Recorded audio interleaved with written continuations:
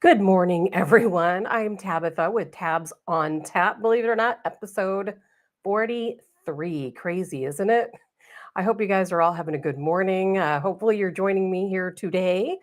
I am running a little bit late as usual. As you can probably see, my camera's a little bit off. My lighting is definitely off. It's hard to believe that I haven't had a show since it was seemingly the end of summer and there was actually sun out in the morning.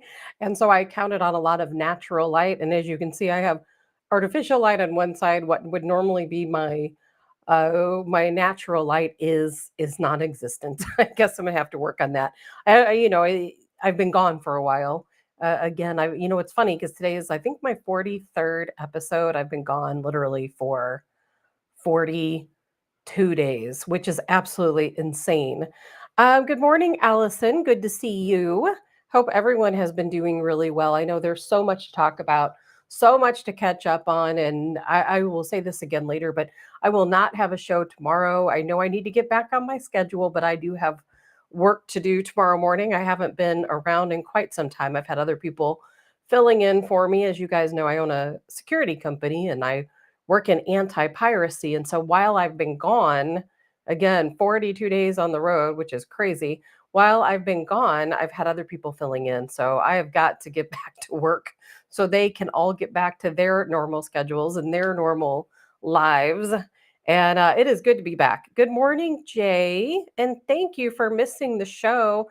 Hopefully, I'll be able to make some of it up today. It's starting off to be one of those mornings. Like I said, everything's off. My camera's off, my lighting's off, my hair's a mess. But we're here. Good morning, Mary.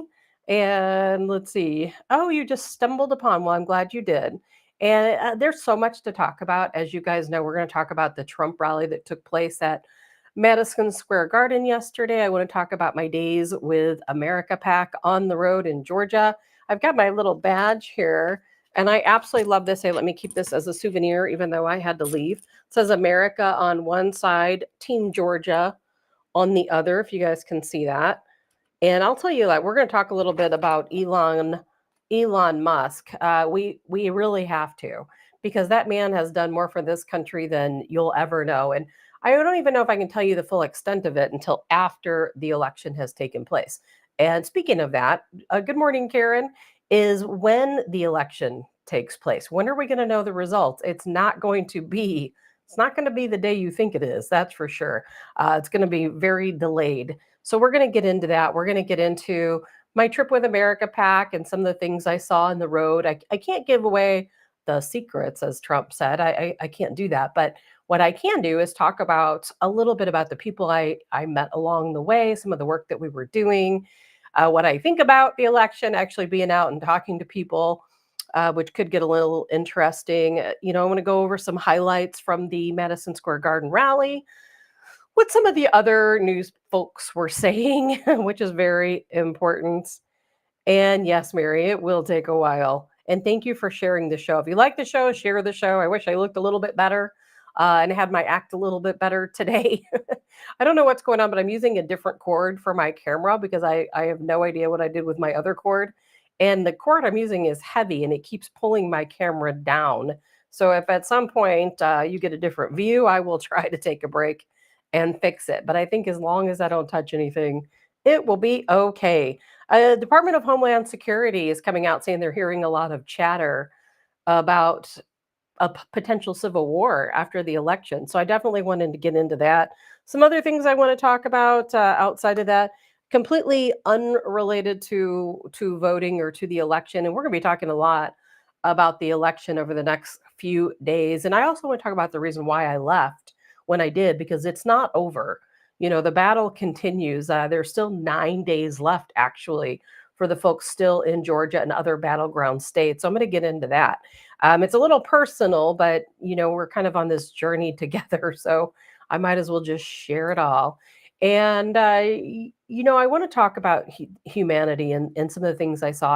I feel like until you get out, and I'm not saying you guys don't know humanity or you don't know your community or your neighbors, because a lot of you are in positions in which you certainly do. But for me personally, getting out, talking to people, going door to door, talking to people of all different walks of lives, I really got to experience a lot about humanity. So that is something that we definitely can talk about.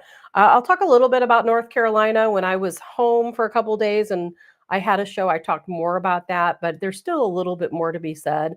And then completely off topic, not to do with any election, anything else. I want to talk about the death that took place in the Walmart store. You guys may know, or a 19-year-old female was found dead inside of a Walmart oven in Canada. So I definitely want to get to that, even if just for a few moments. I'll be talking a little bit more about that as the investigation plays itself out. So we'll cover that, but some highlights for sure. Madison Square Garden. Man, I've got a video here. It is crazy when you look at it. There were so many people there. Take a look at this.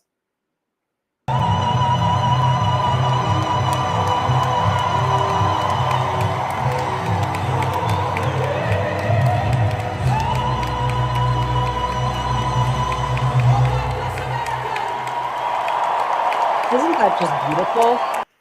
Packed, absolutely packed. I heard that every single seat was filled at Madison Square Garden, and there were still thousands of people out in the street that could not even get in.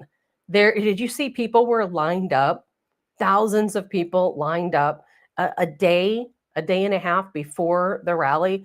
Now, you can't convince me that Kamala Harris can have the same type of audience, not unless she pays for it anyway. So I'm sorry if you're a Harris supporter, but that is true.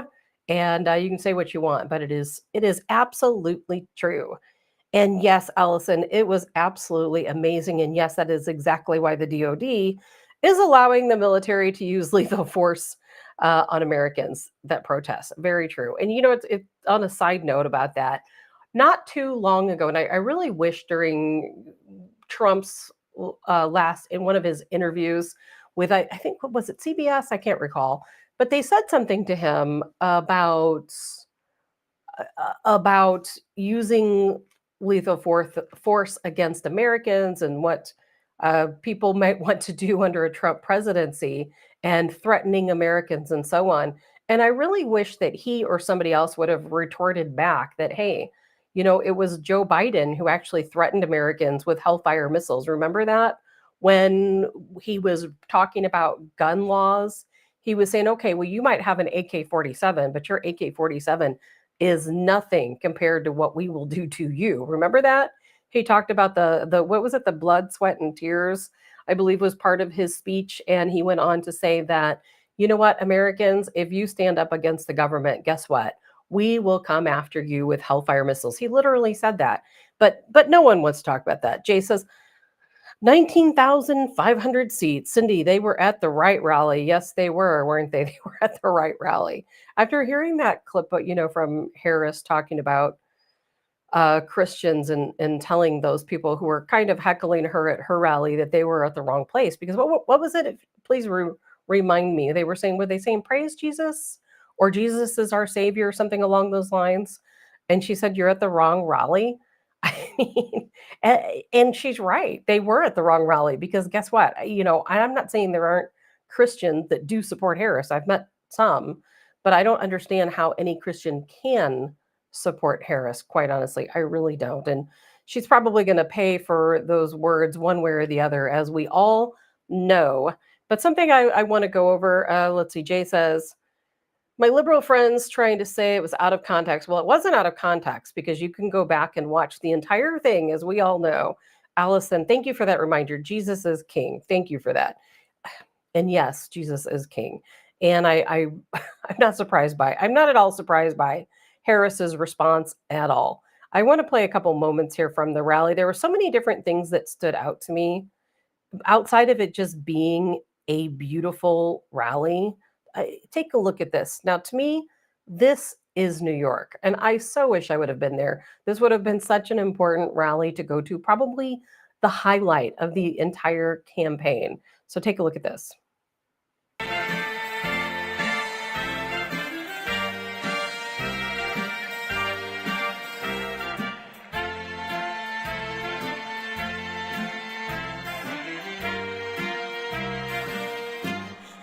spreading the news. I'm leaving today. Make a brand new start of it. New York, New York. These vagabond shoes are longing to stray. They'll step around the heart of it. New York. Good morning, Dottie. Wasn't that just beautiful? What is more New York than that song, right? I absolutely love it. I love the lighting. I love the energy. It was everything I think Trump could have hoped for in a hugely successful rally. Of course, not according to MSNBC. You know, they've always got to portray it in a different light, don't they? And if there's anything I hear more from with Harris supporters, it's that Trump is a dictator, that Trump is a fascist, that Trump is like Hitler, all these things that couldn't be further from the truth. So as soon as I hear somebody say Trump is a fascist or they compare him to Hitler, I'm like, okay, you have been brainwashed by mainstream media clearly because it couldn't be any further from the truth. Allison, MAGA line of speakers, you got that right. Yes, Karen, it absolutely was beautiful. And I'm going to play some clips of some of the different speakers because I just think it's so important to go over and to talk about. And I know so many people didn't see the rally. I'm assuming most of you did, if not all of you. And I happened to. I've had a busy, busy day home yesterday trying to get some things together, but I did see it. But you know what? MSNBC, I don't know if you guys saw the clip from MSNBC. I'm going to show you this too, because I hope none of you ever watch MSNBC, not even for fun, not even to see what they're up to, because let's just not give them that rating because they certainly don't deserve it. But I'm going to play this clip for you. And this here is everything that's wrong with this country. And I'm so glad to know that so many Americans have woken up and realize that this is fake. It's fake news. It's propaganda. It's brainwashing. Please take a look at this. But that jamboree happening right now, you see it there on your screen, in that place is particularly chilling because in 1939, more than 20,000 supporters of a different fascist leader, Adolf Hitler, packed the garden for a so-called pro-America rally. A rally where speakers voiced anti-Semitic rhetoric from a stage draped with Nazi banners. When a Jewish protester rushed the stage, the Associated Press reported, quote, instantly, a dozen or more stormtroopers set upon him, knocking him down and beating him as he held his head in his arms. Most of his clothing was torn from his body. Later, he was booked for disorderly conduct. Now, against that backdrop of history, Donald Trump, the man who has threatened to use the military against opponents he calls enemies from within, who has threatened to use the troops to quell what he says are lawless cities, and to use those troops to carry out mass deportations of immigrants, is once again turning Madison Square Garden into a staging ground for extremism. Crazy. so crazy. Sorry, I can't find myself. Isn't that the craziest thing you've ever heard? Jay, you knew exactly what I was going to talk about. This is why people hate us. You know, the Department of Homeland Security, they're talking about hearing a lot of chatter that there will be a civil war. And of course, they're blaming it on Republicans, blaming it on conservatives that, oh, there's so much chatter going on in these anonymous groups. People are talking about what's going to happen and the uprisings and the civil war and so on that's going to take place after the election. But you know what? We are not the people who are spreading the hate. I mean, we're not. You know, I think all of us would agree that if Trump is cheated out of this election, there are going to be people in our country who are going to be extremely angry, but they are not going to take it out on their fellow Americans. You know, I mean, I have a lot of friends who vehemently support Harris. I'm not going to go over there and harm them or hurt them or even stop talking to them. It's the government that we have to go over. It's the people. Joe Adams, Colonel Joe Adams, of course, from the Washington Guard, has often said, who are you going to fight? You know, your neighbors? The difference between a civil war and a revolution. And it's not a civil war we're looking for. A revolution, maybe so. But it's against the government. It is against the people who allow the cheating to happen, the people who propagate the cheating. Those are the people we have to be angry with, not our fellow Americans, not our fellow Americans. So, yes, talks of civil war. Is it going to happen? I hope not. I hope nothing happens. I think if Trump wins, there will be, because guess what? It's these folks like MSNBC who are propagating the hate, aren't they? Because they actually have people so convinced that we're so terrible and we're so mean and we're so hateful and we're so violent that these people, I think, are going to go above and beyond to harm us because they are completely brainwashed and dangerous. I think that's something we need to think about. And when it happens, we know who to blame. MSNBC, they have been such a spreader of hate. And I'm telling you, I could be wrong. I don't think I'm wrong.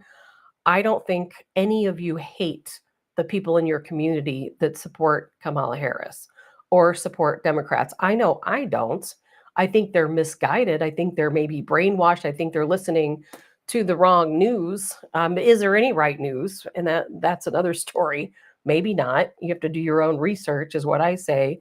I don't turn my television on to watch any news, quite honestly.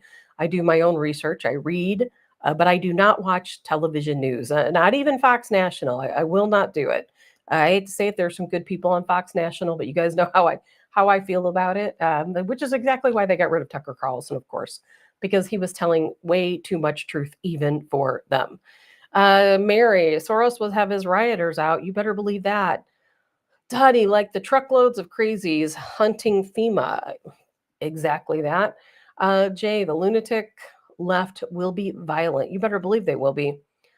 And Jay says, and it was the conservatives that burned our cities and murdered innocent people during the summer of love. Yes, very much sarcasm. That I understand, Jay, because I think we all remember what happened in the Minnesota, don't we?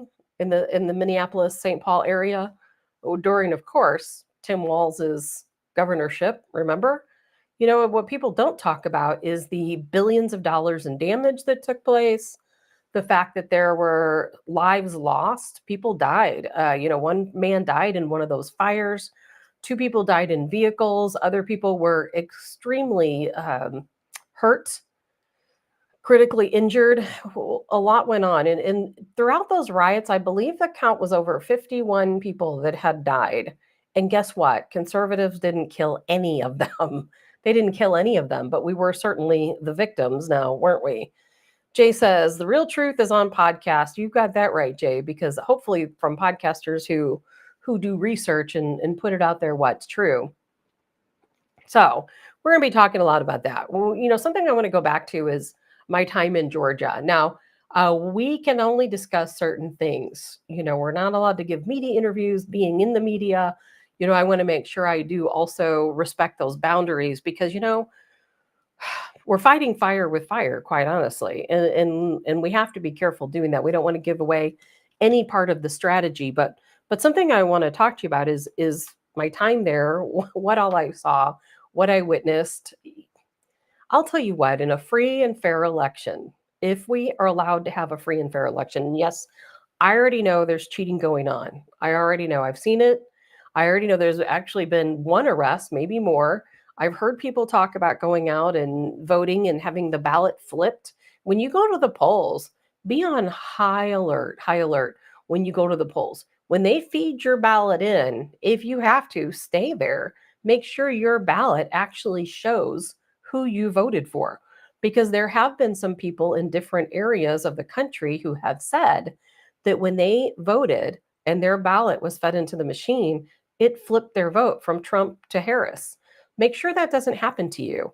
Make sure you take an ink pen with you because I know this happened in the last election. Don't listen to people who give you a Sharpie. Do not use a Sharpie. Be prepared. Take your own ink pen with you. Make sure you have your ID. Make sure you are prepared. Make sure you are ready because I am telling you what, in a free and fair election, Trump would win this in a landslide.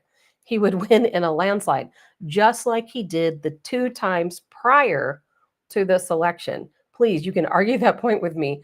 Like the 2 times prior, he would win in a landslide. There is no doubt in my mind. There are not that many people who support Harris. I don't care what anyone tells me. It's not true. I just drove across the country 4 times actually, back and forth, and I stopped at different little towns. It wasn't just Georgia. We stopped at several different towns, and you drive around in these different towns all across the United States, you see Trump signs everywhere. Man, they are everywhere. You see American flags everywhere. And you know what? I may have seen, if I had to count collectively for the past 42 days that I was traveling, I could say maybe 20 Harris signs. That's it. And I'm not just saying that, that's actually true. Maybe 20 Harris signs. Not even 25. There are so few of them. So please don't listen to the polls, don't listen to the gaslighting, because I'm telling you what, they're setting you up. They're setting us all up. And what they're trying to tell you is that, oh, it's going to be so close. And it's kind of funny because I have a friend who works for the Harris campaign who also doesn't want to tell me any trade secrets, of course. But one thing that he said, which really caught my attention, is he says, oh, it's going to be such a close race. No, it's not. It's not. It's not going to be a close race at all. But the news wants you to believe that. The media wants you to believe that it will be a close race. And the Harris campaign wants you to think it'll be a close race. And it's kind of funny to me when the Harris campaign, they are not saying they're going to win by a landslide. I've not heard anyone say that. They are definitely not saying that. I think we all know, right, that there's no chance of them winning in a landslide. I mean, even a lot of Democrats don't like Harris. I think there will be a lot of Democrats who don't even vote, quite honestly. And I hope that doesn't happen to Republicans. I ran into very few people who told me that they're not going to get out and vote. Very few people. I think this is the year we've got it. Crew, but January 6th was worse than 9/11. And thank you for the welcome back. Jay says, thankfully, I'm in a small town and they actually ask you to watch them feed your ballot in. Yes, they have to. Dottie, disappearing ink. You better believe that. And Jay says, I can't see it being close, but I'm overly concerned. I won't lie. Well, Jay, you should be concerned because I think the possibility of Trump winning is slim to none. And it's not because he doesn't have the votes, it's because I don't see them allowing it to happen. And I kind of laughed yesterday. My mom has a friend who is a diehard Harris supporter, diehard Democrat, couldn't get any further left than this person. And some of the rhetoric that she spills, and she's a very nice person, very nice person. It's just that she's been misled. She's been brainwashed like so many other people, and she talks about Trump being a fascist. And oh my God, if Trump wins, he'll be the last president. He'll make sure that we never have another president. He's going to stay in office forever. And when I hear that, I just laugh because he already was in office, right? And guess what? He left. Even though, yes, he contested the election in 2020, as he should, just like Hillary Clinton did in 2016, he left. And he left peacefully. He did. And so I don't know how anyone could say that when Trump, if he wins, if he gets into office, he's going to stay there forever. He's going to be a dictator and we'll never have another president. That's impossible. That will never happen. Will never happen. And I wish people would tell liberals that that is the craziest thing I think any of us have ever heard. Cruz says, who did Biden vote for today? I don't know. It's kind of funny. As a matter of fact, I'm glad you said that because I have this text here that Biden allegedly sent to someone, if I can find it. Now, this is something I found online and obviously not a personal source, but this is somebody who alleges to know Biden and part of the team in the back and forth, and they post anonymously. And what they're saying is that Biden, he conveyed to multiple advisors that the election was dead and buried. And he called Harris an innate sucker. And he also said it's too credulous from the starting line, whatever that might mean. He says, absolutely, slammed her schedule versus Trump, said the race has been a classic hare and tortoise race, but the hare is also stupid, not just lazy, clearly talking about Harris. And this person went on to say that he has been very coherent on certain topics, one being Harris, that he knows exactly who she is, exactly what's going on with her and with her part in this race. And he refers to Obama, Harris as suckers and some other choice terms. Who did he vote for? I don't know. I don't know. Thank you, Rob. Good morning. Glad to be back. And Jay says, they ignore what we have, what that we have three branches of government to prevent that kind of thing. Our founding fathers were pretty smart. You got that right, Jay. No, Trump is not a dictator. He's not going to get into office. He's not going to stay there. If he loses, whether he protests or not, he will leave. He will leave the race and he'll never run again. He was already the president. Remember, for 4 years. Do you remember that? And during those 4 years, he was not a dictator. In fact, our economy improved. Everything in this country was better, right? And that's going to be kind of funny because Democrats, as much as they don't want them, guess what? They're going to reap the benefits as well. They are. They're going to reap the benefits as well. So some of the things that I saw, when I was out, I showed you guys my little badge earlier. This is so nice from America PAC. I loved it. Canvassing, again, 42 days. Took a little break, came home. I'll get into that in a little bit, but was there, went door to door. That was what I did. And, I don't know how many doors I knocked. It was a lot. But and I'm not going to get into, again, strategy or anything like that. But I think I saw humanity from such a front seat. And some of the things were really sad and some of them were really great. I mean, Trump, I was in Georgia. Georgia is Trump country. If anybody says Georgia is going to go to Harris, I would laugh in your face because there is no way in a million years that would happen. And people will say, well, if you go to Atlanta, yes, Atlanta is just a small area within Georgia. If you go anywhere else in Atlanta, there might be little pockets of Harris people in the inner cities, just like it is in almost every other inner city. But if you spread out from there and you're in the counties or suburbs or you're out in the rural areas, it is 100% Trump. Everyone tells me Trump, Trump, Trump. This is Trump country. Didn't matter where I went. But something that I saw a lot of is I talked to a lot of elderly people, and they were my favorite people to talk to. Because I'll tell you what, I can't tell you how many times I heard from people, and not just there, but just in life in general, that, what, I was a lifelong Democrat.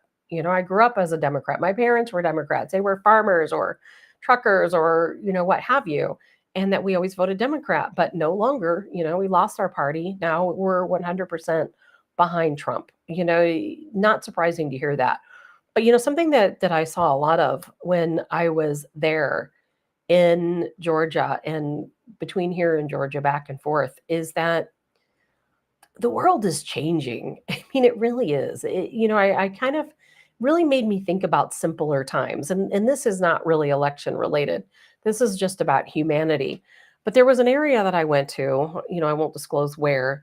And it was, it was a poor area. Some people say dirt poor because they call it dirt poor because back in the day when people were super poor, they had a dirt floor. So they call it dirt poor. And I ran into this community that was like that. And I mean, street after street after street, it was these really cute little houses. And I know back in the day, this probably would have been a really great community to live in. The houses were close together. They all had front porches. And, in a time gone by, I bet this was a really fantastic community. But now you go in and most of the houses were abandoned. I would say 2 out of every 5 houses were completely abandoned. Not all of them were torn down or messed up or anything like that, but there was just no one there. And then I, found out that what the situation is that this was an area where people had purchased homes. And there's a neighborhood like this in every state. I'm sure you know of one right now, a city just like this, a little town just like this, where at one point, these people purchased a house, probably as their starter home, 50, 60, 70, 80 years ago. Some people grew up there. They were born in these houses and they lived there their entire lives. And I did talk to some of these people too, by the way, elderly people who said that, hey, I lived here, This used to be farmland, then these houses were built up, and I've lived here this entire time. I talked to this one wonderful lady, and she said that she met her husband when she was 7 years old, and she was 94. And that land at one point was farmland. Her father owned it. She grew up there. Eventually, they sold it. People built houses there. Guess what? Those houses are all drug houses now, meth houses. This lady still lives there. But I saw some things that were really difficult to see. And one of the things that I saw that was so difficult to see is so many of these communities with all of these empty houses. Like, why is this happening? Why do we have all of these empty houses? There's so many people who need a home. Why are these houses just sitting empty? And they're livable, they're in good condition. I don't know the backstory, if maybe taxes are owed, if maybe these houses are caught up in um, probate, or maybe they belong to a nursing home. I don't know. But what's happening is we have in these communities, I saw one in every area I was in. And I know they're right here in our own communities as well. But it's just a group of homes where people lived their entire lives. Then they got elderly, went on to nursing homes, when passed away, whatever the situation may be, and their homes just sit empty. And then I started thinking about it. We need to figure out, and I hope if Trump wins this election, I hope that he comes up with a solution here, because we really got to help out these people in these small communities. We really do. I talked to a lady, and it almost made me cry, quite honestly. She was telling me that, she gets $500 a month in support. I'm assuming Social Security, I don't know. And she said that if it weren't for her children, she wouldn't be able to survive. She cannot pay gas under our current regime. She can't afford groceries. She can't afford her medicine. She said her children, she felt bad because her children don't really make that much money. But yet, if it weren't for her children, she would never be able to survive. This woman was in her late 80s.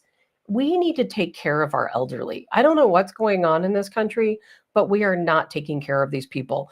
And I really, really hope that with a Trump win, we can take care of these people. We can get our elderly. We need to put them as number one. They are the people who they are the people who made all of this possible. They were the true Americans. They fought in our wars back in the day. These people paved the way for us to be who we are today. And I really hope we can take care of them.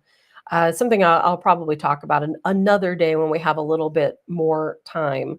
But it was hard for me to see, and hard for me to talk to some of these people and know that, they are in their 80s and 90s, and they're struggling to get by. It was very, very difficult to learn that as I traveled through the country. But, voting is where it's at, right? If you haven't already voted, I don't care where you live, where you're listening from, you can vote right now. You can go out today and cast that vote.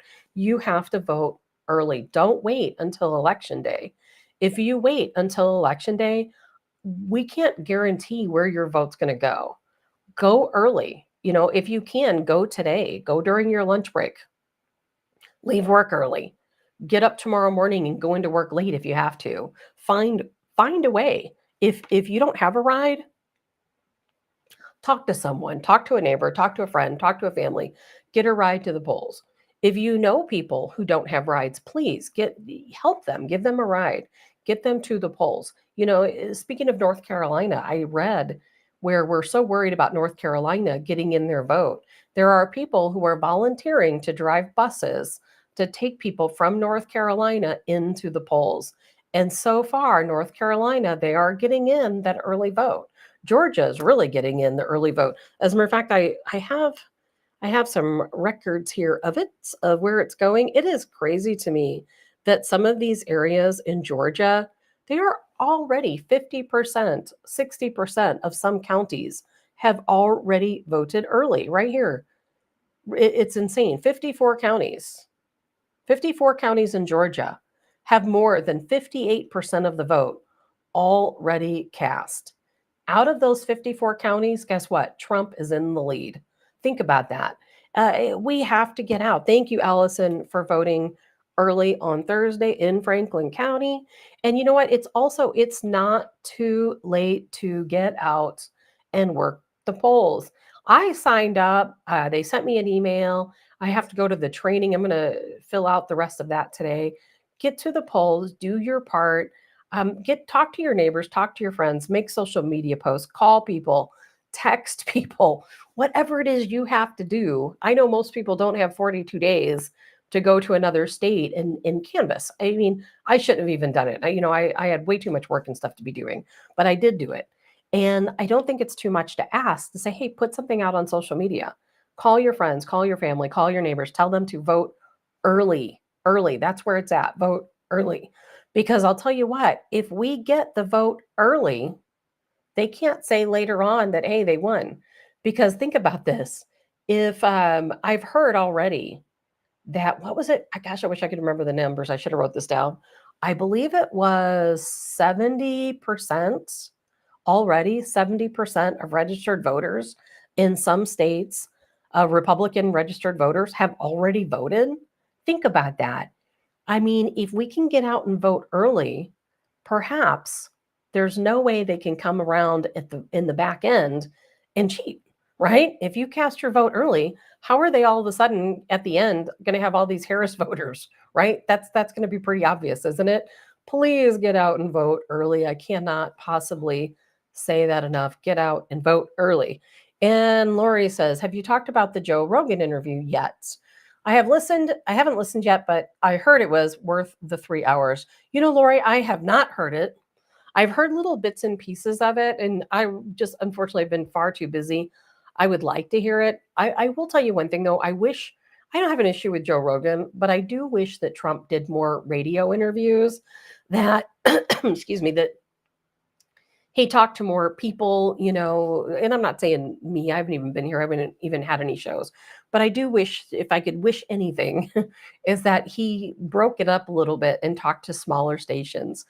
Some of the shows I've been on, I think we were well worthy of a Trump interview, and I know he can't talk to everyone. There's thousands of podcasters and radio shows out there, but I do wish that he would talk to a few more people. That would be my wish if I were to have a wish. And Mary says, so glad I voted with an excuse. Was in and out in 10 minutes. It is. Right now, you know what? There's not that many people at the polls. Get out, cast your vote. Let's win this thing. And then you know what? We'll deal with what happens later. Speaking of, there's still so many things I want to talk about. I'm kind of all over the board today. Speaking of, when are we going to know, right? When are we going to know who won? It's not going to be the day of. And if this worries me, I don't know if it worries you guys, but it worries me. And this is why you have to vote early. Because if you vote early, if we can get the win in early, and I'm not saying this is the strategy of America PAC or canvassing or anything along those lines. This is just common sense. If you get the vote in early, and we have, let's say, even 80 to 90% of Republican registered voters who have voted early, guess what? I mean, again, how can they fight that? How can they fight that? If we already have the vote in, we already know we have what it takes early. How are they going to come in later and cheat? I would like to know, because guess what? They're going to have several days to figure it out, unfortunately. So take a look at this here. Mr. Secretary, do you want to set the record straight? And how long will it take you in Arizona to know the results? Well, first, I'm glad that Mr. Trump agrees with the security of Arizona's elections, where we have 100% paper ballots and have had so in Arizona for several decades. Number two, it's going to take us as long as it has always taken us. While we have more voters, and in many cases in counties, a lot more voters, the time that it takes us to process our ballots is based on doing it right the first time, not doing it quickly for news cycles or for the sake of political satisfaction. We will have official results in about 10 to 13 days, but everybody knows that the networks and the newspapers will make their prognostications whenever they see fit based on their math. And that's just the way it works. We're perfectly confident that we're going to have what we need when we need it, which is when it happens, and it will be accurate. 10 to 13 days. Do you want to wait 10 to 13 days? I know I don't want to wait 10 to 13 days. I think that's the craziest thing I've ever heard. Why would it take 10 to 13 days to figure this all out? And Allison says they will delay announcing a winner to cause chaos. Yes, That's exactly what they will do. And, but that's why we have more control than what most people think we do. We actually do have some control because what we can do is we can vote early. And if we know we're getting the swing states in the early vote, then guess what? Arizona won't even matter. Arizona can take 13 days to count their ballots. But if we don't need them, it will not matter because I'm telling you what, in a free and fair election, we have this. We do. Do not listen to the gaslighting on the news. It says, oh, it's so close. It's so close. It's not close at all. They want you to think it's close because if you think the race is close, then guess what? When Harris wins, you won't be so disappointed, right? It won't be a big shock to you because you'll say, oh, it was so close. She just edged him out. I know you won't say that. If you're listening to this show, you won't be one of those. But there are plenty of people who will be thinking that. They'll say, oh, it was so close. We've been heard all along in the polls that it was such a tight race that, oh, well, she just edged us out. People didn't get out and vote. That is not true. It's not true. I'm going to tell you right now, it's not true. Harris is not even close. I don't care what the polls say, not even close. Yes, there are people who support her. There are a lot of people that support her across this country, but not nearly the numbers that support Trump. And the difference is we will get out there and vote. We will. We can see that now in early voting. We are all going to do our part. We are going to vote because I'll tell you what, every single vote counts in this election. Mary says, or if she loses and saves face. Here's where we come into a bit of a problem is that I don't think she will lose. I hope I'm wrong. I really hope I'm wrong. I really do. I hope and pray that I am wrong. And I know for sure in my heart of all hearts that I know that Trump has the vote. I know he does. However, I also know our government. I call them a regime for a reason because they will never, in my opinion, they will never allow Trump to win. If we allow them, that's where the early voting comes in. If we allow them, we have to get ahead on the voting. Well, then they don't ever have a chance. So my personal opinion is if we can get the early vote in, we can get all these battleground states won up front. And this is no strategy. Nobody has told me this. I haven't talked to a single person about any of this. This is just my own thinking. If we can get the early vote in and we can win some of these battleground states in the early vote where we say, okay, we have it because we already see the vote, then they don't have the opportunity to cheat. Now, if we don't get the early vote, if things get skewed somewhere between now and the 5th, right now we have it. I'm telling you, right now, as things are going, we have it. But if things get screwy between now and Tuesday, on election day, I don't know what's going to happen. I know they're going to delay the vote as much as they can. They're going to cheat as much as they can cheat. But maybe we win it in a free and fair way by getting that early vote. If we don't, man, I don't know what's going to happen. I don't think they will ever allow Trump to win. I don't think that surprises you at all. I don't think they will ever allow him to win. And the reason why is because they are hell-bent on the destruction of this country. Hell-bent. You know that. I know that. And if Trump wins, it's so crazy to think that he will improve our country. He will make America great again, greater than even it was during his last term. But they're not going to let that happen. They don't want that to happen. Why? Because we are all pawns. That's why. Because we are the worker bees. They want to make money on us. That's why. They want to make money on us. And they can't do that with a Trump win. That's what it's about. Power, money. Trump's going to put an end to all that. He even said in his rally, he's going to end the Green New Deal, right? I think he called it the green sham or something along those lines. They don't want that. That's billions of dollars in their pockets. They don't want that. They don't want Trump to do anything that helps the American people. Because when we have money in our pockets, when we're living a better life, it's not all going up to that top elite 1% at the very top. So I don't see it happening. I don't.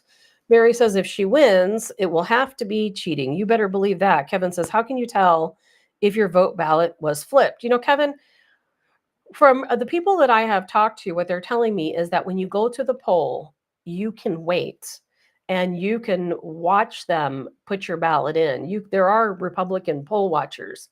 at all of these different at all of the different polls, and you can actually have them watch your vote. So if you can ask, if you don't know how to do it, go up there and say, hey, can I watch my ballot going into the machine? Make sure it doesn't flip.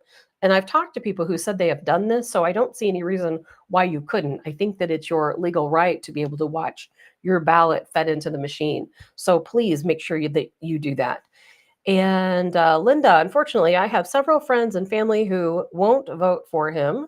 There were lines in Granite City, and everyone quiet and polite. Linda. I'm so glad to hear that people in Granite City are going out and voting, particularly getting in that early vote. Man, my hair's a mess today, isn't it? I'm a mess today. So hopefully I'll get through the show. Okay, my camera hasn't moved, as you guys may have heard in the very beginning of the story. My camera, I have like a heavy wire. I can't find my lighter wire, and it keeps pulling my camera down. So I was a little bit late this morning, and I don't like the camera being this close to me. It drives me absolutely insane. I would rather be on radio where it was quiet and there was no video, but we don't really have a choice for that these days, do we? So I'll work on that for tomorrow. But yeah, I wanted to go over a couple of things still. There's still so much to talk about. Mary says lines in St. Charles and St. Louis. I'm so happy to hear that the early vote, I don't care, even if it's Harris voters coming in early, that's fine too. Let's get the early vote in, whoever it is you want to vote for. But I want to go back to the Madison Square Garden rally for just a minute, because there's some things here that I saw that I want you to see, this interview being one of them, because I think this is so far representative of America that people aren't even seeing.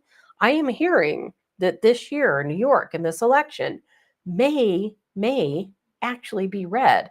I know that's so hard to believe, but that's what I'm hearing. And I want you to watch this interview here. I gotta ask, what is it like wearing a Make America Great Again hat in New York City? You don't see that very often. Well, it's definitely a signature of your character, because everything's changed since I was first wearing a MAGA hat. You would walk around, you get a lot of discrimination, and now you get a lot of praise and thank you from other Americans. And why do you think that is? I think there's a stigma associated with President Trump that some people just want to fight you on that, literally in the street.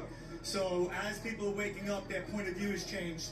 They used to engage you in a negative manner, and now they engage you out of love and support. They almost thank you as if you're like a patriot. So you notice a change in support, more support for Donald Trump this time around than maybe the past 4 years or 4 years before that? Definitely, especially in the Bronx and Harlem, you definitely see a lot more Latino love for Trump. Why is that? Why do you think?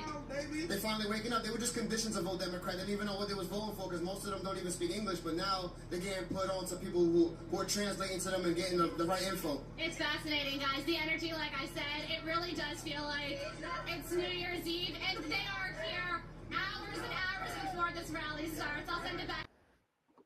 Isn't that the truth?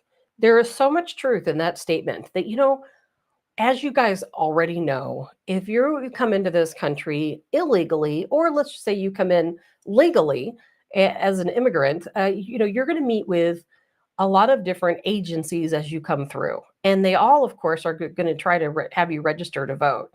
And they all have Democrat talking points. I hate to say it, but there are no Republican agencies out there when people come into this country that are talking to them about voting Republican, because guess what? The regime will not allow that. They won't allow that. They only talk about Democrat voting points. If you don't vote Democrat, you'll have to go back home. We don't want, the Republicans, they don't want you here. Don't vote for them. And a lot of these people, they're new here. It's overwhelming. There's so much going on, and they don't realize, I don't think, that they are here to get the vote out. I really don't think that most of them realize that they're just being used. And what happens is they move here, they start meeting people, and then they find out the real story.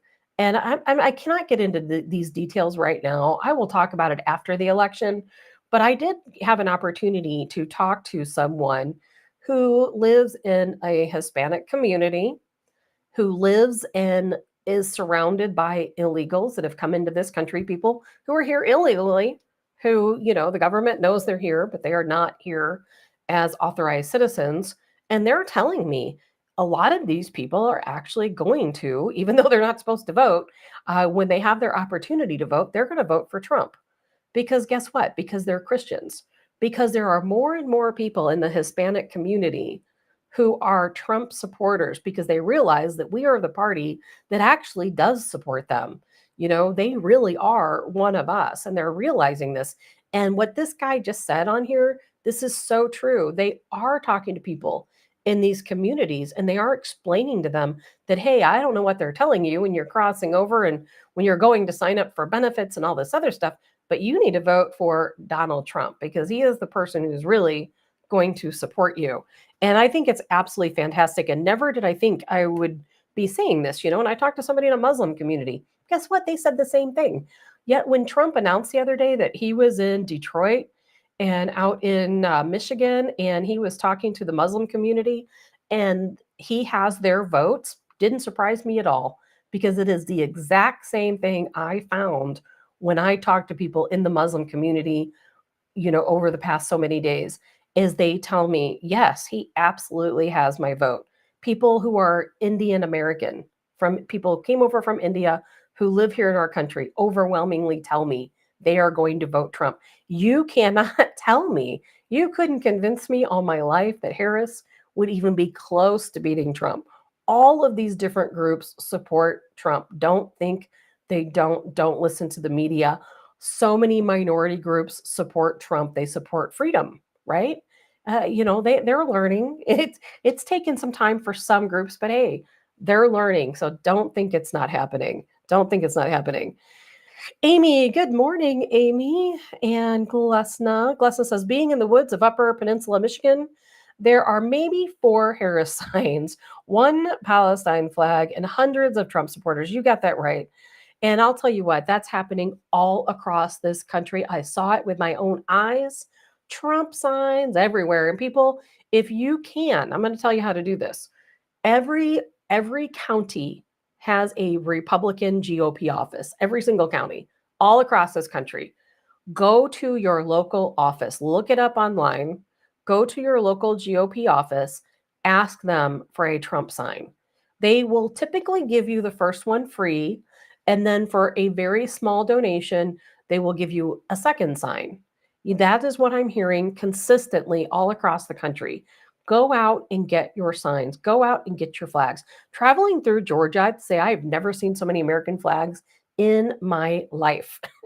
In my life, even living in Missouri, living in Illinois, I see a lot of American flags. I have never seen as many American flags as I have as in Georgia. They are everywhere. Just about every person has an American flag. And I think we have to start showing our support for our country. Get out, put your American flags up, put your Trump signs out. And I think I can say this without giving away too much information. Good morning, Tammy. Jerry Hoover, good to see you guys. Good morning, Donna, and glad to have you here, Todd. So get your signs out, show support from your country. And again, I think I can tell this story without getting myself in any kind of trouble, but I knocked on a door one day and this guy answered, and I was in this subdivision where there were no signs, no Harris signs, no Trump signs, nothing. And it was a really nice area. And I thought, man, I'm sure they have an HOA who is against signs. That's why nobody has a sign. And I talked to this guy. He answers the door. It was so funny. He answered his door in his MAGA shirt and his MAGA hat. And I laughed. And he had this big flag out front that said Trump on it. And I said, you're the only flag I've seen in this entire neighborhood. And he said, you know why? He goes, because the HOA won't allow us to put up political flags. He told me, he goes, I have had this flag up since 2020. I've had it up this entire time. And he said every single month the HOA fines me for this flag. I even took a picture of it. And he said, I don't care. I pay the fines and I keep my flag up. He goes, I will not take it down. And I thought, man, if every American could be this guy, if every American could be him. And it really upsets me that there is an HOA out there that would not allow you to put up American flags. There were no American flags in this community. They won't allow you to put up American flags. They won't allow you to support your political candidate. And it was really upsetting. And some people in this neighborhood were like, oh, you're not supposed to be soliciting in this neighborhood. It's private. Okay, well, let me tell you something. People, you can take it upon yourself to go canvass your neighborhood. You don't have to be hired by any group to do it. You can go out in your own neighborhood, you can go door to door, and you can ask your community members to vote early. Trust me, anybody can do this. And if they say, well, you're not allowed to solicit in my neighborhood, you're not selling anything. It's not soliciting. It's not. So please do whatever you have to do to get your neighbors and friends and family out to vote. I mean, and I'm probably going to give that message to you guys every show I have, which again, I have to work tomorrow, so I won't have a show tomorrow. Some of the things that I also wanted to talk about, and again, I know I'm kind of jumping around here with different topics, but something else I wanted to talk about on my time on the road.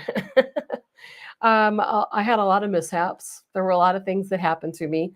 I think some of the people who worked with us, we're little peons. My son and I, as you know, were out canvassing for America PAC in the state of Georgia. We started out I think I can say this. I don't think I'm not allowed to say this, but we started out in Ringgold and then made our way around. We went up to Union County. We were up in the Blue Ridge Mountains, which is beyond beautiful. It is so beautiful up there. Made our way back down to some other areas. And there was a lot of mishaps along the way. There really were. And so this kind of ties into why I ended up coming home. But because trust me, it's not over. There is still work to be done. There's still a lot of work to be done. But, I don't know, maybe 3 weeks in, maybe I was there 3 weeks. I kind of told the story on Facebook, but I got bit by a dog, several dogs actually. I went up to a house, and when you're especially up in the mountains, but all throughout Georgia, I kind of joke that every single person in Georgia has a dog and a cat. Most people have multiple dogs and multiple cats everywhere I went, animals everywhere, which is fantastic because I love pets. But I went to this one house and, it's my fault. There was no beware of dog sign or anything like that, but it was my own fault because I'm going into this territory. This is the home of where these dogs live. And it was a very strange experience for more reasons than one. But I walk up, I get out of the car. My son was driving. We were taking turns. We rode together, but we would take turns going to houses.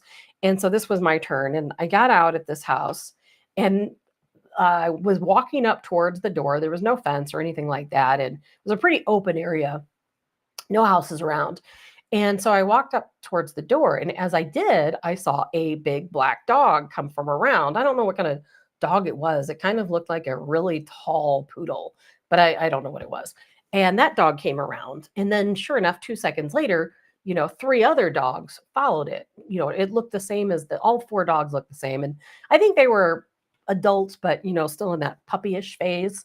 And then the owner came around. Well, as the owner was walking around the corner, one of the dogs bit me in my arm, because I'm holding my flyer and it bit me in the arm. And then the next thing I know, these dogs, I guess, dogs excite other dogs and they're all kind of in a frenzy and they bit me. I ended up getting bit for a total of 4 times, 1 time on my arm and 3 times on my stomach. And at the time, I was like in shock. I'm like, what is happening here? These dogs are like right on me, and the owner's talking to me. And I'm like, your dogs are biting me. I'm like, do you not see your dog's biting me? And I don't think he did. I don't know what was going on. But either way, I talked to him. I left. I never said anything to him about it being his fault or the dog's fault, or because it wasn't. I was on their territory. I'm not going to sue the guy or call the police or anyone else. And I'll tell you, I was kind of nervous about it because I had just watched a video that said if you go and get a tetanus shot, that the tetanus shot includes the COVID vaccine now. And I don't know if that's true or not, and it just barely, it wasn't like I got mauled, the one on my arm, it did not break the skin. One on my stomach did break the skin just a little bit. And then the other 3, one had like a little poke through from the teeth. It wasn't anything too crazy, but it was severe bruising. I mean, my whole stomach was completely black. And it was extremely painful on top of that. But everybody's like, oh, you need to go get that checked out, go to the emergency room. First of all, I'm up in the Blue Ridge Mountains. I don't even know where the hospital is or anywhere to go get it checked out. I'd have to drive into Blairsville, I guess, which, it was fine. I wasn't worried about it. But as the weeks went on, I didn't feel well. And so I was super tired. And it was to a point where I was getting up in the morning, getting ready, going out and canvassing, going straight back to we were seeing, and I was going to sleep. And so I was kind of worried, like, what is happening? And Allison, did he have any concerns for your well-being? No, I don't think this guy I was talking to had any clue what was going on. But he did have shock collars on these dogs. And in the end, I think when he realized it, and this happened all very quickly. So I don't blame the man. I don't blame the dogs. I don't blame anyone, other than it's just part of the job. You're going to different houses.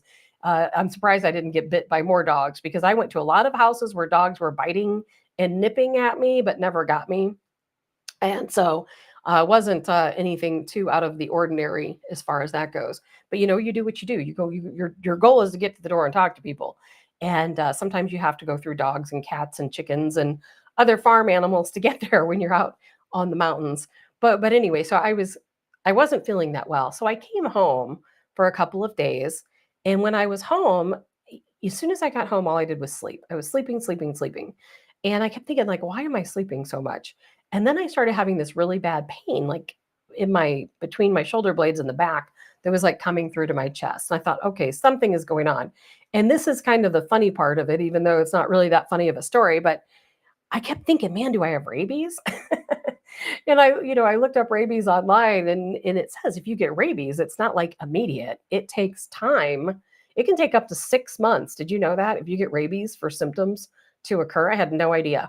But one of the things I know about rabies is that if you do have rabies, you get an aversion to water. So you cannot and will not drink water. If somebody tries to force you to drink water, you will completely freak out because you will not drink that water.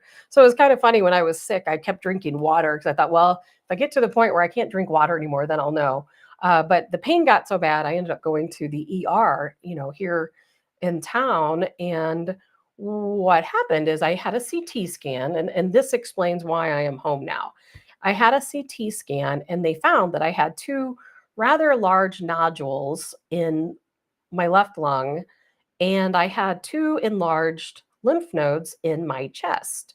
The paratracheal lymph node and the prevascular lymph nodes were enlarged, and one of them was very large, like 2 centimeters, and then the nodules are over a centimeter also. And of course, that's a little bit of a worry. But my CT scan said, the radiologist said they don't know if it's a neoplasm or not, to get it evaluated. So I went back to Georgia. My son didn't go with me. I went back by myself, and I was canvassing and getting through it and trying my best to hold out, to get through to election day, because they still have 9 days left of canvassing.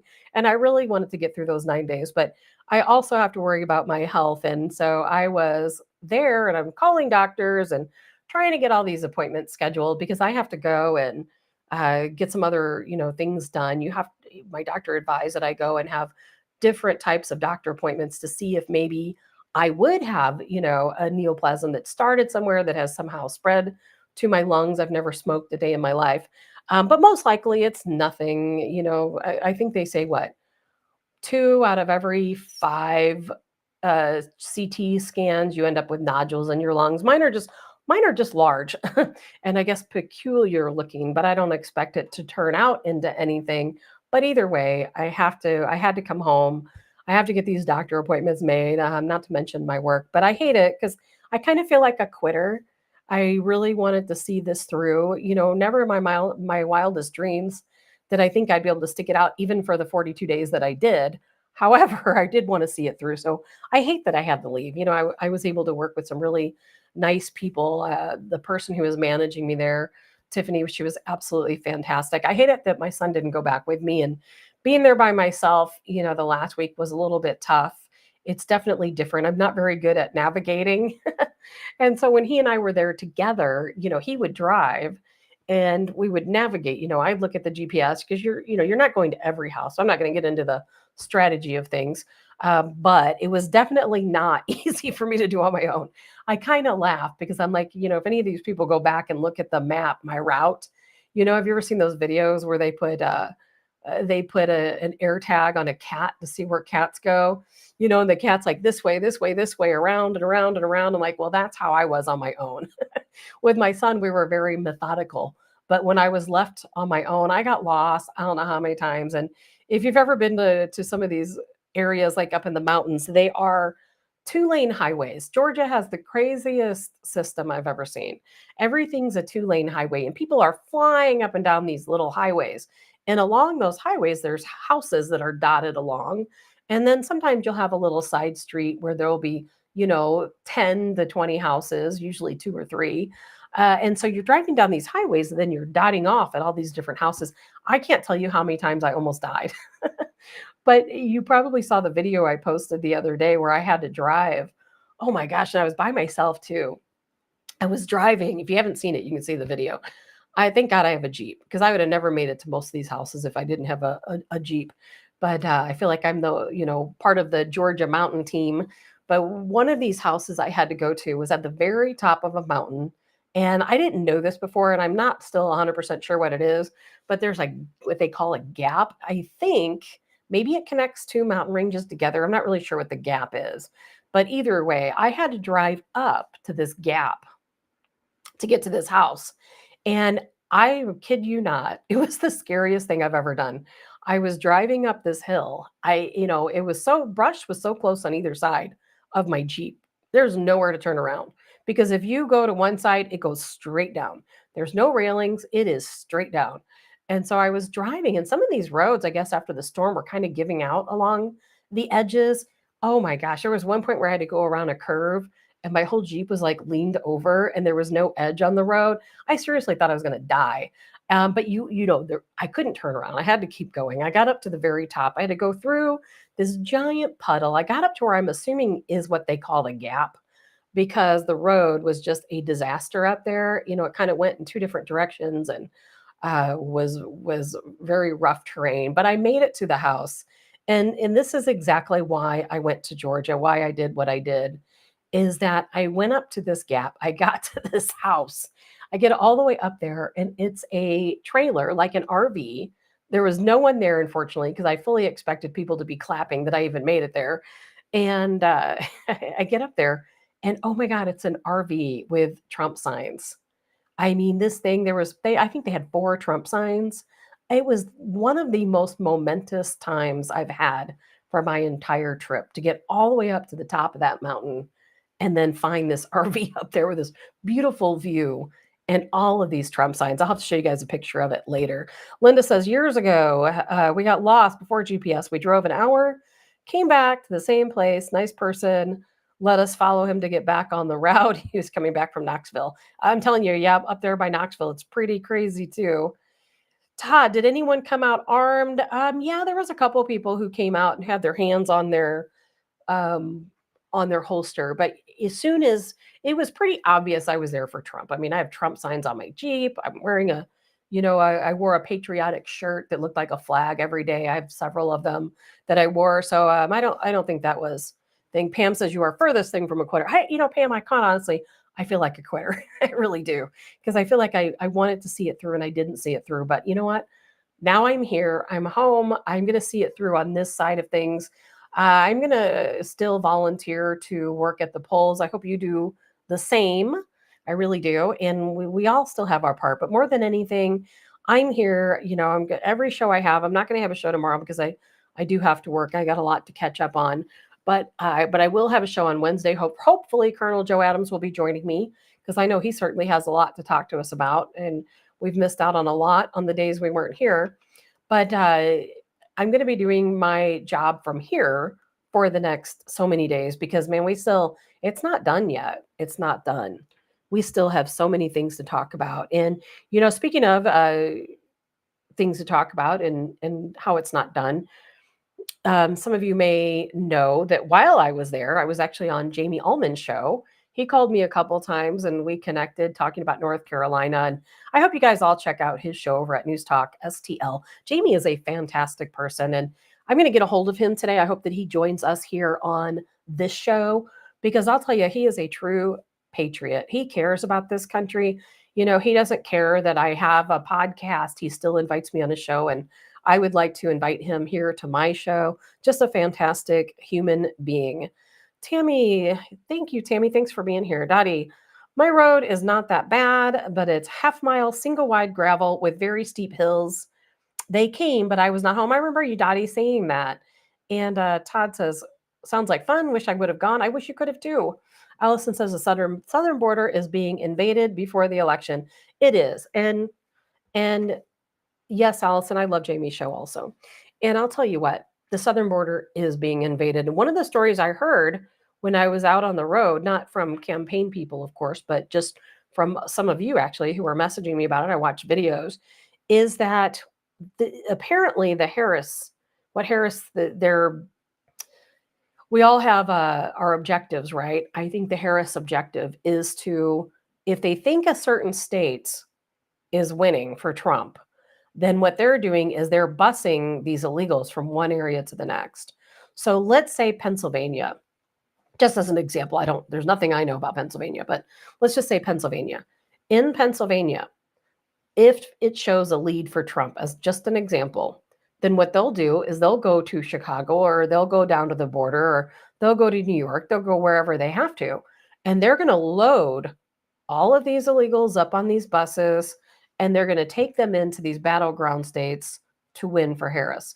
I think it's real. I think it's happening. I think that it's something we need to worry about. I think that when it's all said and done, that it's probably going to be something that we're all going to talk about. We're going to come back to. And I think people are going to be very angry about it. It is happening. I think there's going to be more of it happening. I think we have a lot to worry about. And man, it is not an easy road. Even though we can say so far in early voting we have it, man, it is not going to be an easy road. And I talked earlier about how the Department of Defense is talking about civil war and how they're hearing all the chatter about civil war. And it's true. I heard it. I've talked to people who've told me that if Harris wins, or, they themselves are going to be violent. I couldn't name them. They're not people I know. But I do think it's true. I think there's a lot of people right now who are preparing. I don't think they're going to go out and fight their fellow citizens. I think it's going to be more of a revolution than a civil war.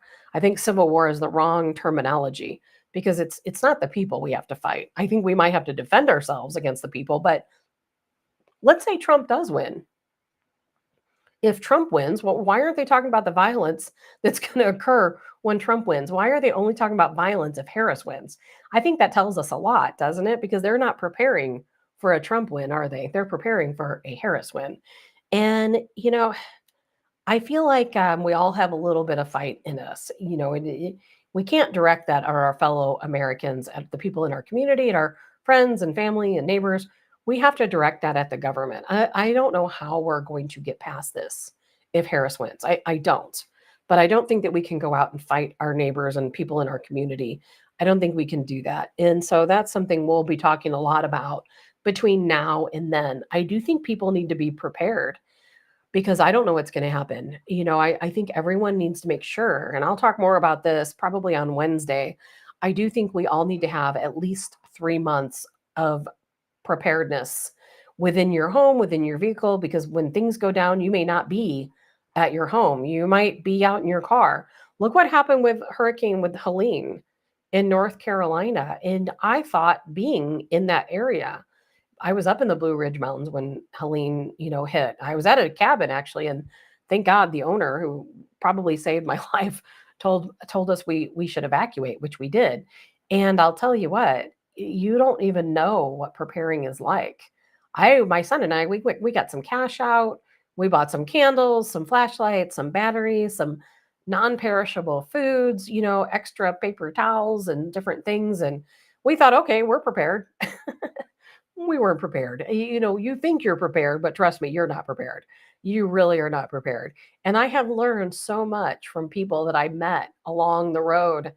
And I'll tell you what, if there's anything I can tell you right now to do, start building your outdoor kitchen.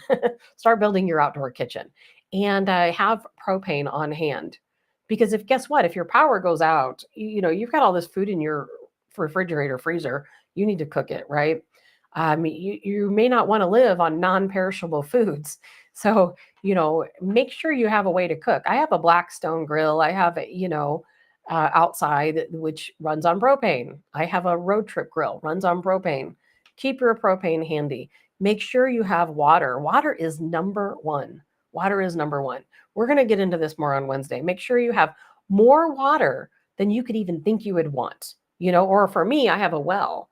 I need to make sure I have a generator for my well pump to work. Now I have city water also, but I also have a well, and my well water is actually cleaner than my city water. So that's important. Buy a life straw. Have some different ways to sanitize the water that you already have. Look at the people in North Carolina. There was no way for them to prepare for what happened to them. It's impossible.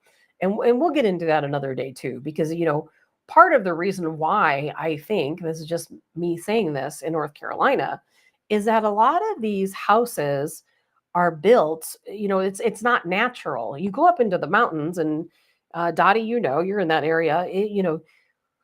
You go up to the top of a mountain, there shouldn't be a plateau where there's a homestead, a house. I mean, that's not a natural formation. These companies, what's happening up in the mountains is that, you have older population who's lived there forever.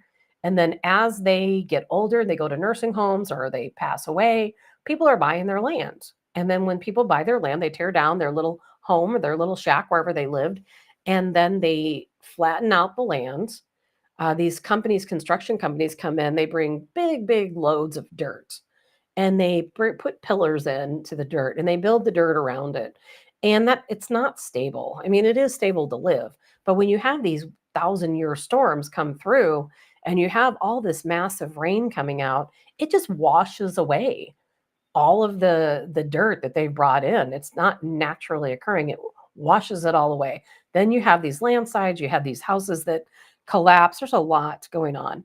Todd says you should get a solar generator. Absolutely. I've seen a lot of solar generators out there, and that is my plan. I don't have one, but I want to get one. Dottie says new gas grill with 2 full tanks, generator with 5 tanks of gas, water bottled, lots of basic food canned and stored, 5 days without power was a solid test run. Yeah, Dottie, like I said, you were right in the middle of it.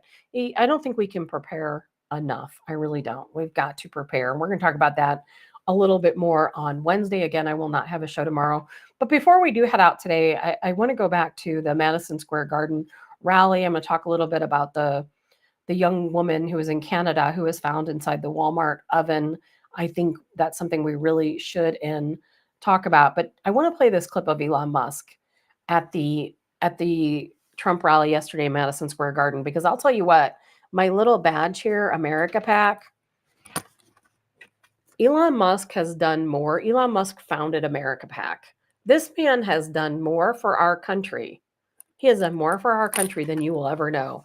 If Trump wins, if they allow him to win, I should say, if they can't cheat hard enough for him to win, this man, we owe everything to him. Everything, right up next to Trump.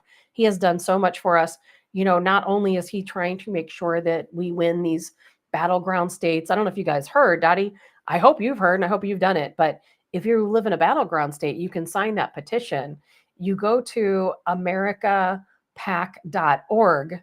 There's a petition you can sign that says to support your U.S. Constitution, the right to, of course, your First and Second Amendment rights. When you sign this petition, you're automatically entered, if you live in a battleground state, to win $1 million. Elon Musk is giving away $1 million every single day to people who sign this petition in the battleground states. So, Dottie, I hope you have done so. Go out, sign that petition, let me just play this first, and then I'm going to explain what he's talking about. Let's play this clip. America's just not just going to be great. America is going to reach heights that it has never seen before. The future is going to be amazing!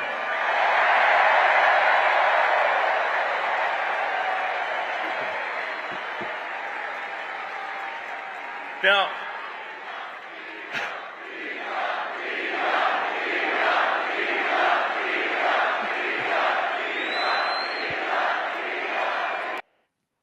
do you hear that? That man is fantastic. Absolutely fantastic. And if you watch the rally and you heard him talk, and he talked about Jay, I know Jay always knows exactly what I'm going to talk about. Do it in Illinois. We want to be red. And yes, Glesna, americapac.org. And Glesna, you being in Michigan, you can sign the petition and you will be eligible to win the $1 million per day.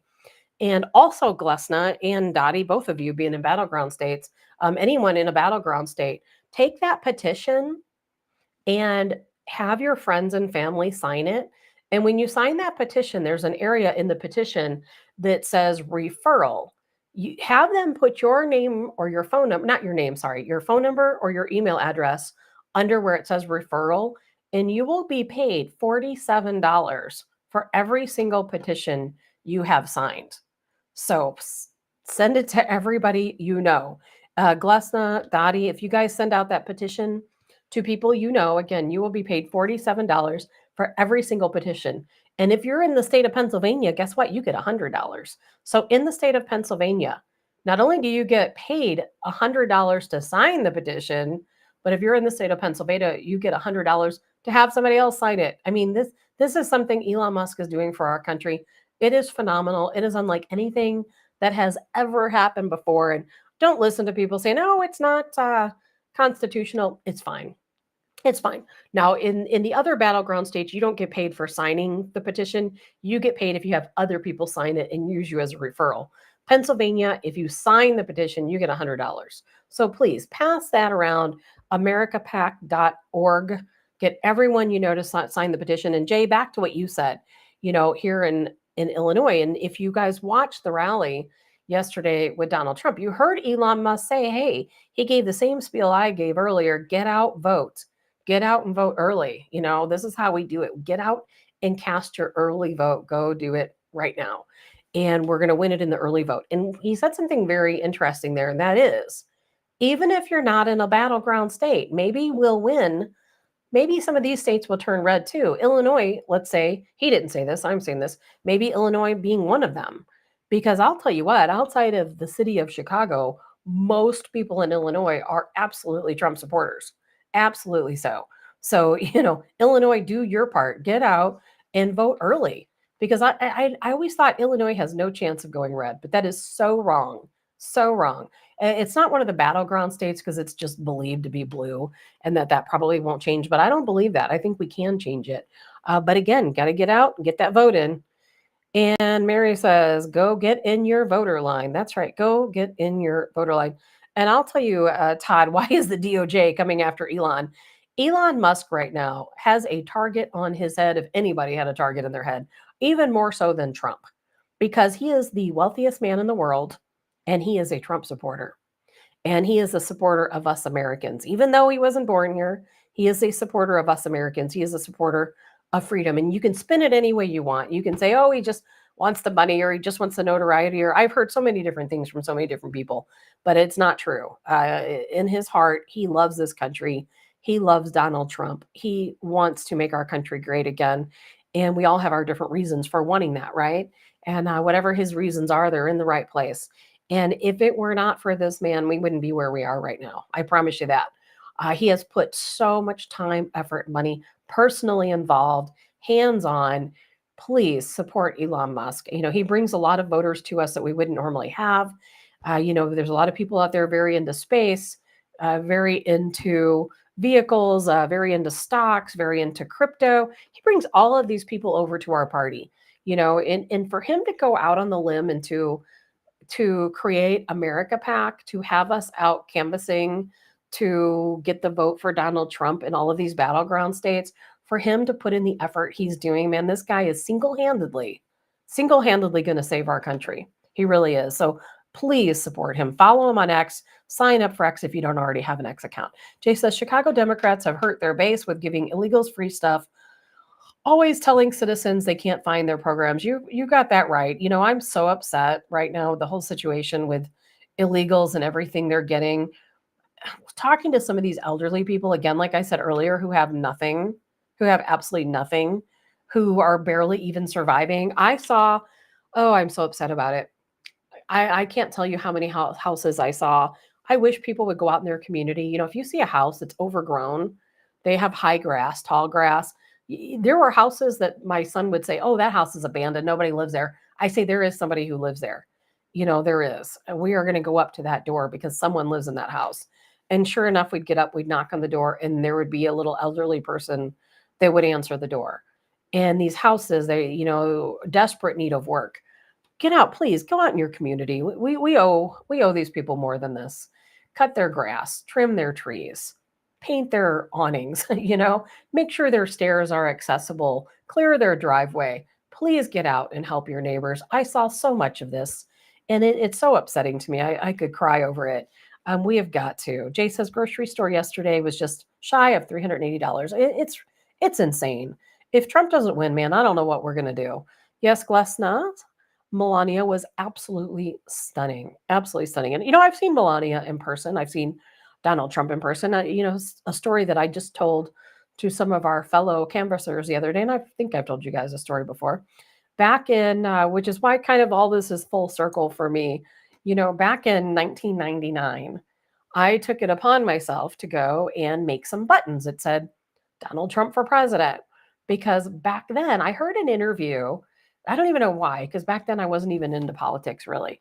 But I'd heard somehow, some way that Trump had thought about running for president. And I remember thinking, man, that's a good idea. A businessman running the country.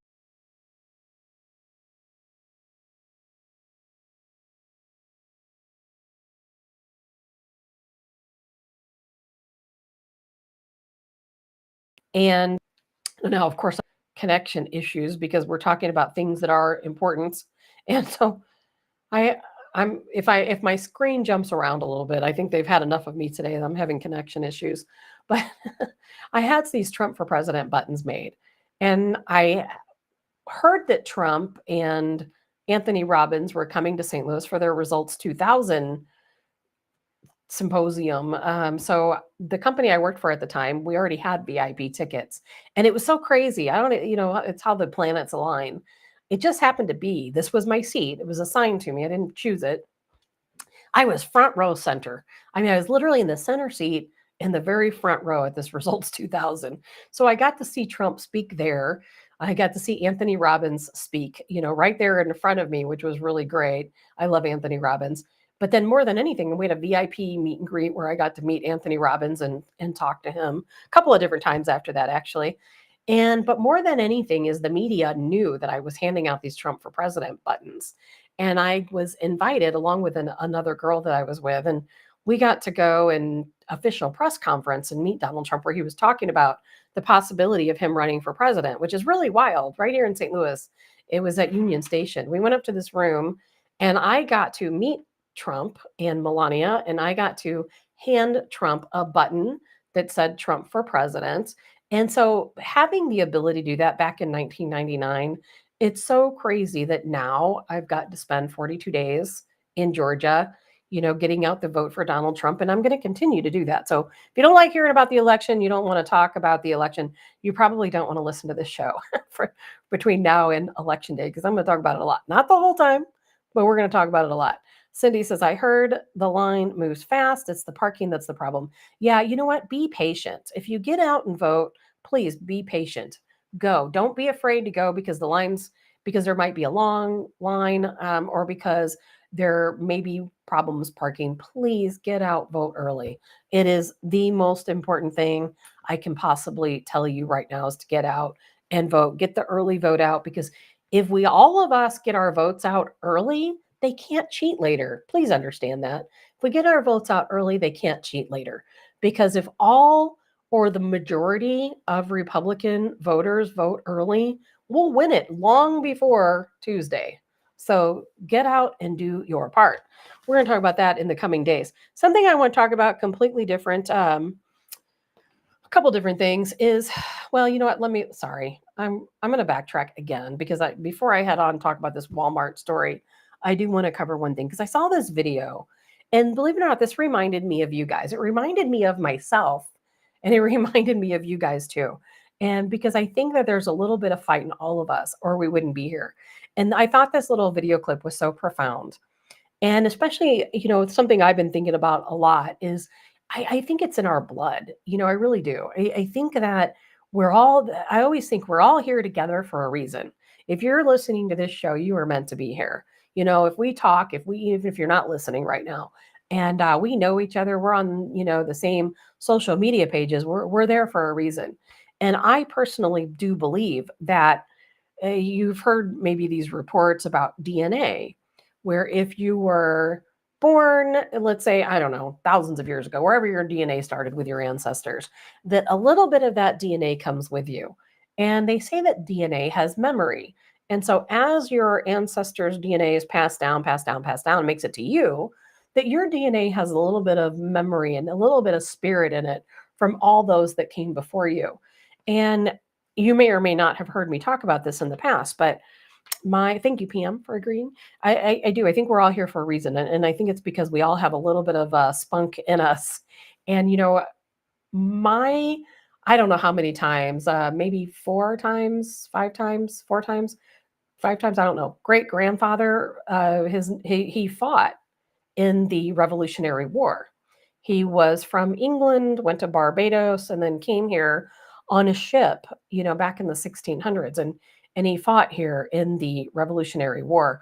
I'd have to go back and look at all the details again. My great great grandpa, he fought in the Civil War. And so I think that, and I know most of you can say the same thing about your ancestors. I think there's a little bit of fight in all of us. I think it comes through to our DNA. And it is the connection that brings us all together. I really do think that. It may sound crazy right now, but it is. I want you to watch this video clip, because when I saw this, I thought, man, this is you guys. This is me. This is all of us. People are just born to fight, I think. It's not that they're born brave. It's not that they're born strong. It's just that the universe has decided that this one will have grit and fire and steel in their blood. And it'll be tested, this cosmic metal of theirs. They'll face trial after trial, be broken and damaged in countless ways. But this one was born to fight. Maybe it's not the life they would have chosen. Maybe they'd love to lay down their arms. But they were born to fight. That's us, isn't it? We were born to fight. We're here for a reason. It's because we all have that little spark inside of us.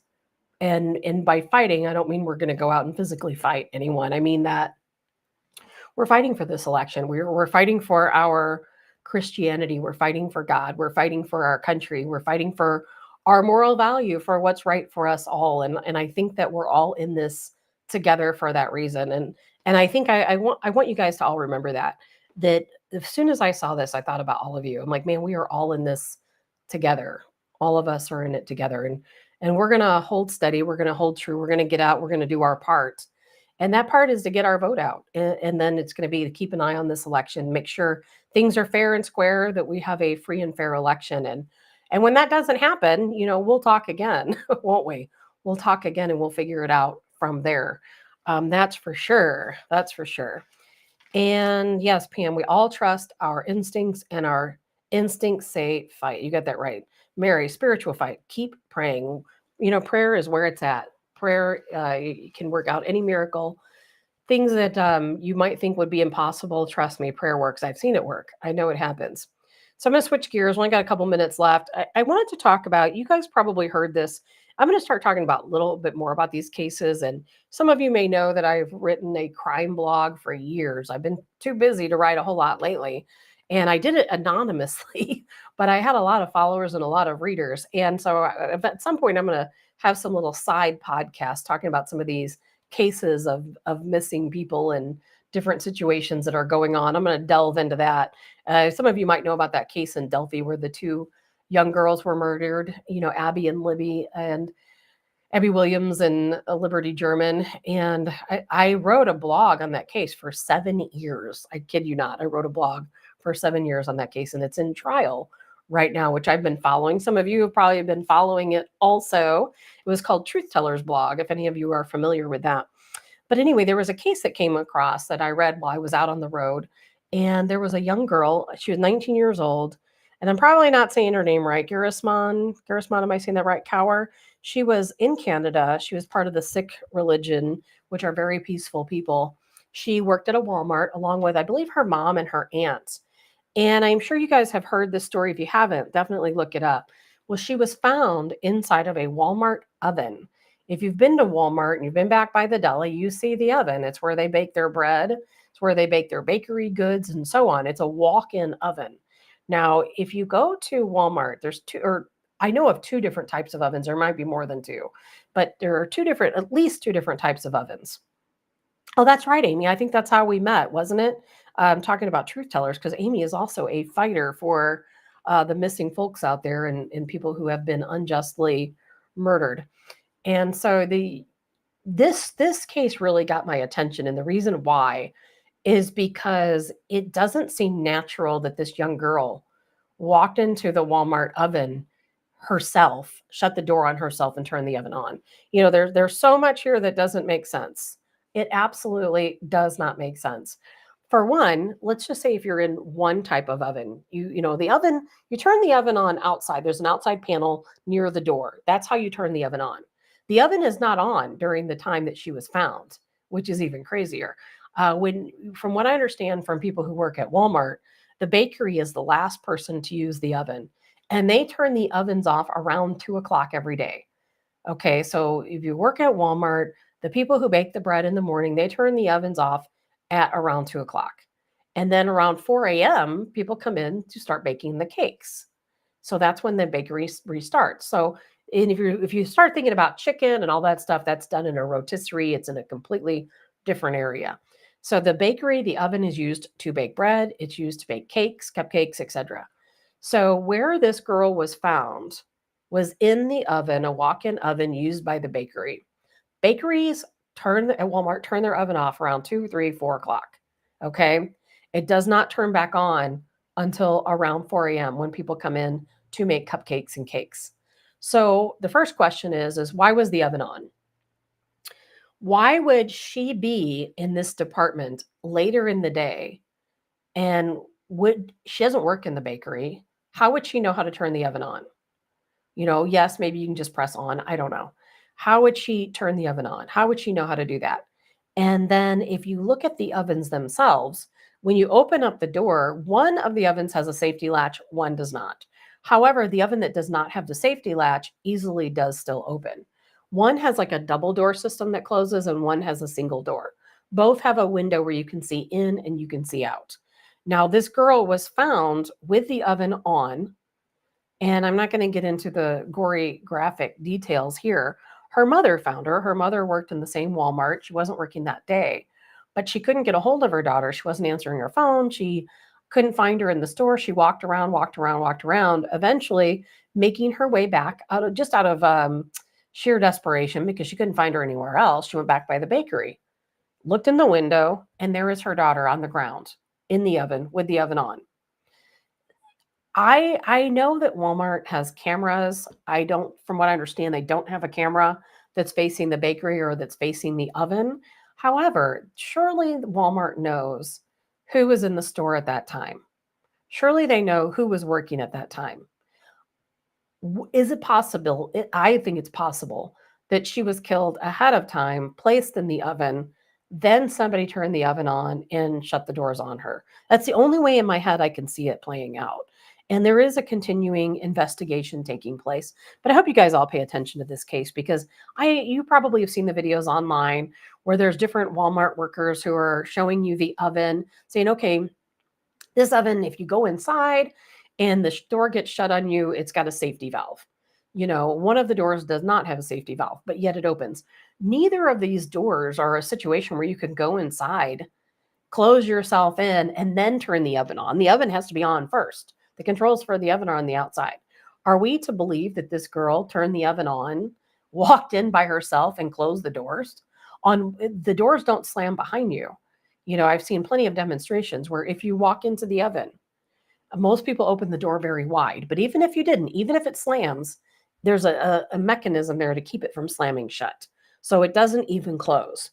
So she didn't just go into the oven to get something and then the door closed behind her. That did not happen. So I hope everybody pays attention to this case. I hope we look into it further because I talked to someone who works at a Walmart and they explained to me that it is, and from what I understand, I'm not going to say who it is or get into this too much. However, I am told that the majority of people at Walmart, including all the managers and stuff, believe that this girl was murdered. They do not believe that it would be possible for her to walk into the oven, turn the oven on herself, lock herself in, and perish. So that's something to really think about. And you guys might not even care. I find these cases fascinating, and I like to see justice work out for some of these people. And after talking to somebody who works at Walmart, none of this makes sense. None of it makes sense. The oven would not have been on during this time period. She had no reason to be back there. She didn't work in the bakery. No reason. And I hope they get to the bottom of it. I really do. We're gonna follow it. We'll talk about it a little more. Mary says the Utah murder of the college kids is upsetting. That's in Moscow. Iowa. Oh, I see. You're talking about Moscow. I'm assuming Iowa. I'm not sure, Mary. We'll have to talk about that because you said, oh, you mean Brian Koberger? He has still not gone to trial. I think you're talking about Moscow, Iowa, the four kids that were in the home. If that's the case, most of you have heard about the Moscow, Idaho. Idaho is, sorry, I was saying Iowa. Losing my mind. Idaho. I can't talk today. Idaho, Moscow, Idaho. And there was these four college kids who were sleeping in their apartment, and the killer, allegedly, his name is Brian Koberger, has not gone to trial yet. That was a horrific murder of four young college kids. And I plan on maybe doing a separate show on that too. We'll talk about it. But either way, please get out and vote. Get out and vote. We've all got to do it. Get out, work at your polls, do what you need to do. We're going to talk about more of all of this later. And thank you all for joining me today. I will not have a show tomorrow. I will be back on Wednesday. Hopefully, Colonel Joe Adams will be joining us on Wednesday. I really want to catch up with him. And I expect to have shows Thursday and Friday as well. And hopefully a regular week next week. I still have a lot of work to do in the mornings. Some of you know I do anti-piracy. And unfortunately, that's something I just can't get out of, which is what I need to do tomorrow. So I hope you guys all have a really great day today. I hope you have a great day tomorrow. Do your part. Get out, talk to your friends, family, neighbors. Get that early vote out. And I will look forward to seeing you all on Wednesday. I am Tabitha with Tabs on Tap. Thank you so much for joining me here today. I hope you guys all have a really fantastic